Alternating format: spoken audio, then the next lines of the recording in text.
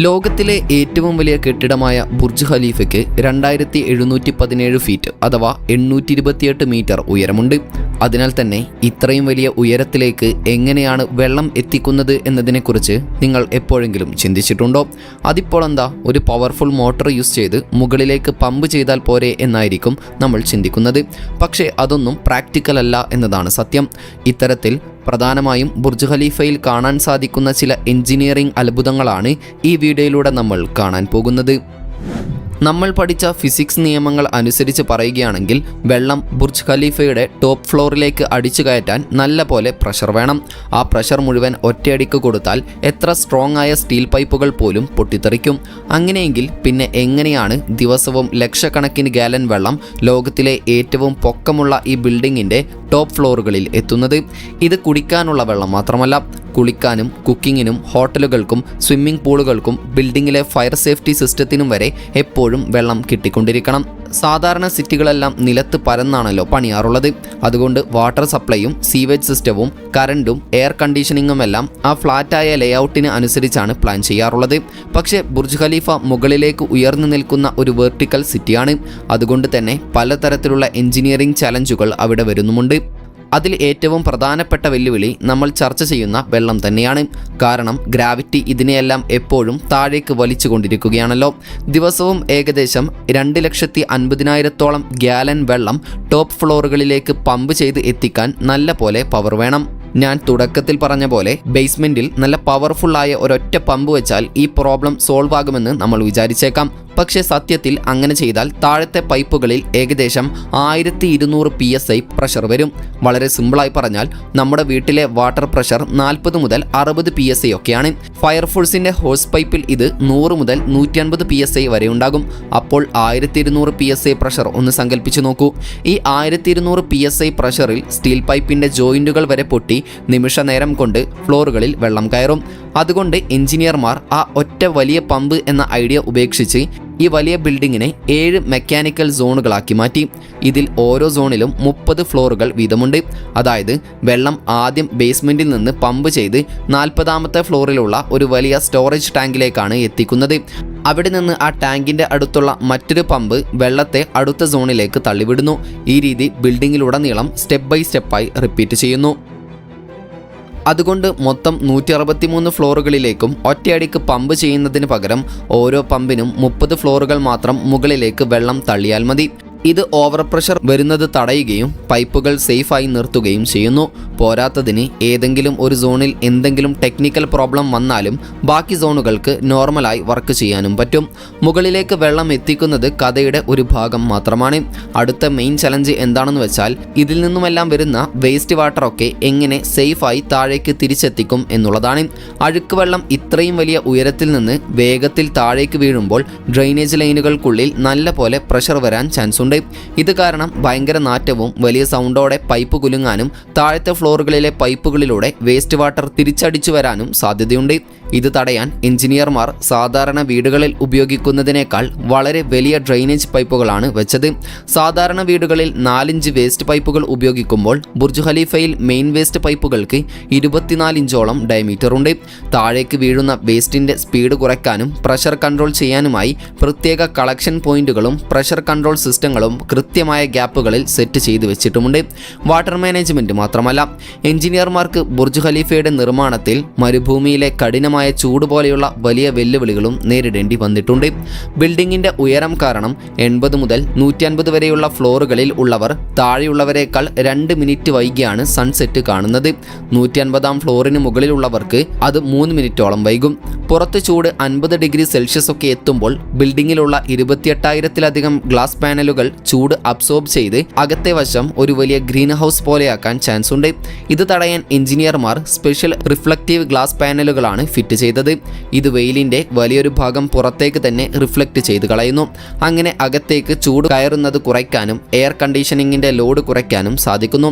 Reflective ഗ്ലാസിന് പുറമെ ഈ ബിൽഡിങ്ങിലെ ഏറ്റവും ഐഡിയലായ മറ്റൊരു സംഭവം രാത്രിയിലെ ഐസ് പ്രൊഡക്ഷനാണ്. രാത്രി സമയത്ത് കറണ്ട് യൂസേജ് കുറവായിരിക്കുമ്പോൾ ഡിസ്ട്രിക്ട് കൂളിംഗ് പ്ലാന്റിൽ വൻതോതിൽ ഐസ് മിക്സ് ഉണ്ടാക്കി വെക്കും. പകൽ സമയത്തെ കടുത്ത ചൂടിൽ ഈ ഐസ് ഉരുകുമ്പോഴുള്ള തണുപ്പ് പ്ലേറ്റ് ഹീറ്റ് എക്സ്ചേഞ്ചറുകൾ വഴി ബിൽഡിങ്ങിലെ AC നെറ്റ്വർക്ക് നെറ്റ്വർക്കിലേക്ക് കടത്തിവിടുന്നു. ഈ വഴി പകൽ സമയത്തെ പവർ കൺസപ്ഷൻ നല്ലതുപോലെ കുറയ്ക്കാനും കൂളിംഗ് കൂട്ടാനും സഹായിക്കുന്നു. ഫുൾ ഔട്ട്പുട്ടിൽ പ്രവർത്തിക്കുമ്പോൾ ചുറ്റുമുള്ള ഏരിയകൾക്ക് കൂടി ഉപയോഗിക്കാവുന്ന 13,000 ടൺ റെഫ്രിജറേഷൻ കപ്പാസിറ്റി ഈ സിസ്റ്റത്തിനുണ്ട്. 163 ഫ്ലോറുകളുള്ള ഈ കൂറ്റൻ ബിൽഡിങ്ങിലൂടെ ആയിരക്കണക്കിന് ആളുകളെ ഫാസ്റ്റായി കൊണ്ടുപോവുക എന്നത് മറ്റൊരു വലിയ വെല്ലുവിളിയായിരുന്നു. സാധാരണ ബിൽഡിങ്ങിലെ പോലെ എലവേറ്റർ എല്ലാ ഫ്ലോറുകളിലും നിർത്തുകയാണെങ്കിൽ മുകളിലെ ഫ്ലോറുകളിലെത്താൻ ഒത്തിരി ടൈം എടുക്കും. താഴത്തെ ഫ്ലോറുകളിൽ ആളുകൾ നിറയുകയും മുകളിലുള്ളവർ എലിവേറ്ററിനായി വെറുതെ കാത്തു നിൽക്കുകയും ചെയ്യേണ്ടി വരും. ഇത് സോൾവ് ചെയ്യാൻ എഞ്ചിനീയർമാർ ഹൈവേ ട്രാഫിക് ഡിസൈനിൽ നിന്നാണ് ഐഡിയ എടുത്തത്. ലോങ് ഡിസ്റ്റൻസ് യാത്രയ്ക്ക് എല്ലാ ജംഗ്ഷനിലും നിൽക്കാതെ എക്സ്പ്രസ് വേകൾ ഉപയോഗിക്കുന്നത് പോലെ എലിവേറ്ററുകളും പല ലെവലുകളായാണ് പ്ലാൻ ചെയ്തിരിക്കുന്നത്. അതായത് ടവറിൽ 57 എലിവേറ്ററുകളും 8 എസ്കലേറ്ററുകളുമുണ്ട്.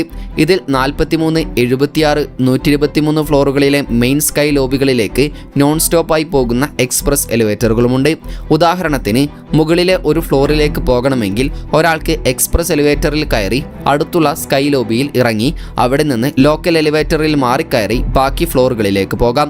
ഈ സിസ്റ്റം എലിവേറ്ററുകൾ ഇടയ്ക്കിടെ നിൽക്കുന്നത് തടയുകയും ആയിരക്കണക്കിന് ആളുകൾക്ക് മിനിറ്റുകൾക്കുള്ളിൽ പോകേണ്ട സ്ഥലത്ത് എത്താൻ ഹെൽപ്പ് ചെയ്യുകയും ചെയ്യുന്നു. ഇതുപോലെ ബുർജ് ഖലീഫയുടെ പണി നടക്കുന്ന സമയത്തെ ഏറ്റവും വലിയ ചാലഞ്ച് കോൺക്രീറ്റ് ഇത്രയും വലിയ ഉയരത്തിലേക്ക് പമ്പ് ചെയ്യുക എന്നതായിരുന്നു. ദുബായിലെ ചൂടിൽ സാധാരണ കോൺക്രീറ്റ് പെട്ടെന്ന് ഉറച്ചു പോകും. പമ്പ് ചെയ്യുന്നതിനിടയിൽ പൈപ്പിനുള്ളിൽ വെച്ച് കോൺക്രീറ്റ് ഉറച്ചാൽ പൈപ്പ് ബ്ലോക്കായി പണി മൊത്തം നിന്നുപോകും. അതുകൊണ്ട് എഞ്ചിനീയർമാർ C50, C80 ഗ്രേഡിലുള്ള ഹൈ പെർഫോമൻസ് കോൺക്രീറ്റ് മിക്സുകൾ ഉണ്ടാക്കി അതിലേക്ക് വലിയ അളവിൽ ഐസ് മിക്സ് ചെയ്ത് ചൂട് കുറച്ചു. അതുകൂടാതെ മെയിൻ കോൺക്രീറ്റ് വർക്കുകളെല്ലാം രാത്രിയിലാണ് അവർ ചെയ്തിരുന്നത്. അന്തരീക്ഷത്തിലെ തണുപ്പ് കോൺക്രീറ്റ് നന്നായി സെറ്റാകാൻ ഹെൽപ്പ് ചെയ്തിരുന്നു. മുഹമ്മദ് അലബ്ബർ സ്ഥാപിച്ച ഇമാർ പ്രോപ്പർട്ടീസ് ആണ് ബുർജ് ഖലീഫയുടെ ഉടമസ്ഥർ. ദുബായിലെ ഷെയ്ഖ് സായിദ് റോഡിനടുത്ത് നിലകൊള്ളുന്ന ഈ കൂറ്റൻ നിർമ്മിതിയുടെ ശില്പി ആൻഡ്രിയാൻ സ്മിത്ത് ആണ്. ബുർജ് ഖലീഫയുടെ പ്രധാന നിർമ്മാണ കരാറുകൾ സാംസങ് C&T, ബേസിക്സ്, അറബ്ടെക് എന്നീ കമ്പനികളും നിർമ്മാണ മേൽനോട്ടം ടർണർ കൺസ്ട്രക്ഷൻ എന്ന കമ്പനിയുമായിരുന്നു ഏറ്റെടുത്തിരുന്നത്. ലോകത്തിലെ മറ്റ് 2 സുപ്രധാന അമ്പരചുംബികളായ തായ്പോയ് 101, മലേഷ്യയിലെ പെട്രോനാസ് ട്വിൻ ടവറുകൾ എന്നിവ നിർമ്മിച്ച് പരിചയമുള്ള സാംസങ് C&T ആണ് പ്രധാന കരാറുകാരായി തിരഞ്ഞെടുത്തത്. ബുർജ് ഖലീഫ പൂർണ്ണമായും നിർമ്മിക്കാനെടുത്ത മുഴുവൻ ചെലവെന്ന് പറയുന്നത് ഏകദേശം $1.5 ബില്യൺ ആണ്. അതായത് ഇന്ത്യൻ രൂപയുടെ നിലവിലെ മൂല്യമനുസരിച്ച് ഏകദേശം 12,500 കോടി രൂപയിലധികം. 2004 ജനുവരി മാസത്തിലാണ് ബുർജ് ഖലീഫയുടെ ഫൗണ്ടേഷൻ ജോലികൾ ആരംഭിച്ചിരുന്നത്. ഫൗണ്ടേഷൻ നിർമ്മാണത്തിനായി മാത്രം 8 മാസങ്ങൾ വേണ്ടിവന്നു. 2004 സെപ്റ്റംബർ മാസത്തിൽ കെട്ടിടത്തിൻ്റെ പ്രധാന ഘടനയുടെ നിർമ്മാണം ആരംഭിച്ചു. സിലിണ്ടർ ആകൃതിയിലുള്ള കുഴികൾ കുഴിച്ച് അതിൽ കോൺക്രീറ്റും കമ്പിയും ചേർത്ത പൈലുകൾ എന്ന് വിളിക്കുന്ന 192 തൂണുകൾ വാർത്താണ് ബുർജ് ഖലീഫയുടെ ഫൗണ്ടേഷൻ നിർമ്മിച്ചിട്ടുള്ളത്. 1.5 മീറ്റർ വ്യാസവും 47 മീറ്റർ നീളവുമുള്ള ഈ പൈലുകൾ ഓരോന്നും ഉറപ്പിനായി മണ്ണിലേക്ക് ആഴ്ന്നിറക്കിയാണ് സെറ്റ് ചെയ്തിരിക്കുന്നത്. ഈ പൈലുകൾക്ക് മുകളിലായി 3.7 മീറ്റർ കനമുള്ള കോൺക്രീറ്റ് റീഇൻഫോഴ്സ്ഡ് സ്ലാബും നിർമ്മിക്കുകയുണ്ടായി. 45,000 ക്യൂബിക് മീറ്റർ കോൺക്രീറ്റ് ഉപയോഗിച്ചിരിക്കുന്ന ഫൗണ്ടേഷന്റെ ആകെ ഭാരം 1,10,000 ടണ്ണാണ്. അതായത് 25,000-ഓളം ആനകളുടെ ഭാരം. കൂടാതെ കെട്ടിടത്തിൻ്റെ നിർമ്മാണത്തിനായി 3,30,000 ക്യൂബിക് മീറ്റർ കോൺക്രീറ്റും 55,000 ടൺ സ്റ്റീൽ കമ്പിയും ഉപയോഗിച്ചു എന്നാണ് കണക്ക്. 2005 മാർച്ച് ആയപ്പോഴേക്കും കെട്ടിടം അതിൻ്റെ ആകൃതി കൈവരിച്ച് ഉയരുവാൻ തുടങ്ങിയിരുന്നു.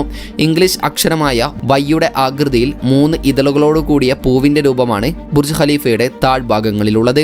ഈ ആകൃതിയാണ് ഇത്രയധികം ഉയരത്തിലേക്ക് പോകുമ്പോഴും കാറ്റിനെ പ്രതിരോധിച്ച് കെട്ടിടത്തിന് ആവശ്യമായ സ്റ്റെബിലിറ്റി നൽകുന്നത്.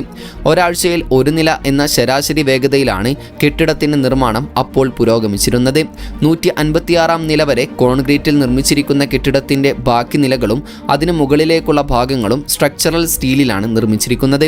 കെട്ടിടത്തിന്റെ സ്പൈർ അഥവാ ഏറ്റവും മുകളിലുള്ള കൂർത്ത ഭാഗം മാത്രം 4,000 ടണ്ണിലധികം ഭാരമുള്ള സ്റ്റീൽ സ്ട്രക്ചറാണ്. ഇതിനെല്ലാം പുറമെ 15ലേറെ ലോക റെക്കോർഡുകൾ ബുർജ് ഖലീഫയ്ക്ക് സ്വന്തമായുണ്ട്. ഏറ്റവും ഉയരമുള്ള കെട്ടിടം, ഭൂമിയിലെ ഏറ്റവും ഉയരമുള്ള സ്വതന്ത്ര നിർമ്മിതി, ഏറ്റവും കൂടുതൽ നിലകളുള്ള കെട്ടിടം, ഏറ്റവും നീളത്തിൽ സഞ്ചരിക്കുന്ന ലിഫ്റ്റ്, ഏറ്റവും ഉയരത്തിലെ റെസ്റ്റോറൻറ്റ്, നൈറ്റ് ക്ലബ്ബ് തുടങ്ങി ബുർജ് ഖലീഫയിൽ നടക്കുന്ന പുതുവത്സര വെടിക്കെട്ട് വരെ തകർക്കാൻ കഴിയാത്ത റെക്കോർഡുകളായി നിലനിൽക്കുന്നു. കൂടാതെ നമ്മളിൽ പലരും ബുർജ് ഖലീഫയിൽ പരസ്യങ്ങളും മറ്റും പ്രദർശിപ്പിക്കുന്നത് കണ്ടിട്ടുണ്ടാകും. അതെങ്ങനെയാണെന്നും അതിന് എത്ര രൂപയൊക്കെ ചിലവ് വരുമെന്ന് നമുക്ക് പെട്ടെന്നൊന്ന് നോക്കാം. ഇതിൽ പ്രധാനം കെട്ടിട ഉടമകളായ ഇമാർ പ്രോപ്പർട്ടീസിൻ്റെ അനുമതിയാണ്. ചെലവുകളുടെ കാര്യം വരുമ്പോൾ പരസ്യത്തിൻ്റെ ദൈർഘ്യം, പ്രദർശിപ്പിക്കുന്ന സമയം എന്നിവ അടിസ്ഥാനമായിരിക്കും. ദുബായ് ആസ്ഥാനമായുള്ള മുള്ളൻലോവ് മെന എന്ന കമ്പനിയാണ് ബുർജ് ഖലീഫയിലെ പരസ്യങ്ങൾ കൈകാര്യം ചെയ്യുന്നത്.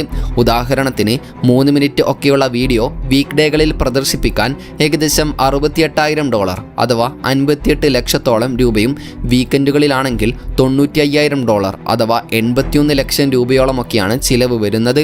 മുൻപേ പറഞ്ഞതുപോലെ ഇതിൻ്റെ ചെലവ്, സമയം, ഡ്യൂറേഷൻ തുടങ്ങിയ കാര്യങ്ങൾക്കനുസരിച്ച് മാറ്റങ്ങൾ വരും. 7 കോടി രൂപ വരെ ചിലവ് വരുന്ന കസ്റ്റം ഇവൻറ്റുകളും ഇവിടെ ഉണ്ടാകാറുണ്ട്. ഏതായാലും ലോകം എത്ര വികസിച്ചാലും ഇന്നും ഒരു ലോകാത്ഭുതമാണ് ബുർജ് ഖലീഫ എന്ന എഞ്ചിനീയറിംഗ് വിസ്മയം. ഏതായാലും ഇതിലെ എഞ്ചിനീയറിംഗ് വൈദഗ്ധ്യത്തെക്കുറിച്ച് നിങ്ങൾക്കൊരു ധാരണ കിട്ടിക്കാണുമെന്ന് തന്നെ വിശ്വസിക്കുന്നു. നിങ്ങളുടെ സംശയങ്ങൾ കമൻറ്റായി രേഖപ്പെടുത്താൻ മറക്കരുത്. വീഡിയോ ഇഷ്ടപ്പെട്ടാൽ വീഡിയോക്ക് ലൈക്ക് ചെയ്യാനും വീഡിയോ ഷെയർ ചെയ്യാനും നമ്മുടെ ചാനൽ സബ്സ്ക്രൈബ് ചെയ്യാനും വിട്ടുപോകരുത്. അപ്പോൾ മറ്റൊരു ഇൻഫോർമേറ്റീവായ വീഡിയോയുമായി വരുന്നതുവരെ ഗുഡ് ബൈ.